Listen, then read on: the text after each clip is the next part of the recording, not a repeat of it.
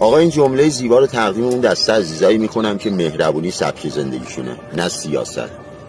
شیر شتر ماست نمیشه، چوب کج صاف نمیشه، ذات خراب درست نمیشه. تا وقتی که از رودخونه رد نشدی نگو تمسا دهنش گشاده. وقتی گرگ به روستا میزنه مردم رو یکی یکی نجات نمیدن، گرگ رو شکار میکنن. یه مرد جنگجو رو تا زمانی دوست دارن که دشمن پشت دروازه شهر باشه. موقع همه دلقشا رو دوست دارن. از اونایی برحذر باش که دوراشون رو زدن، الان دنبال جا پارک میگردن. از مرغایی که پیش شما دونه میخورن جای دیگه تخم میذارن دلخور مباش، به زودی بوی کبابشون به مشامت میخوره. اونی که مثل پرگار دورت میچرخه دورش نزن، دورش بگرد. واسه کسی دل به دریا بزن که همسفر بخواد، نه قایق. و در نهایت خبطه اون کسایی که زندگی لاکچریشونو به نمایش میذارن نخور. بهترین فروشنده ها بهترین اجناسشونو پشت ویترین میذارن.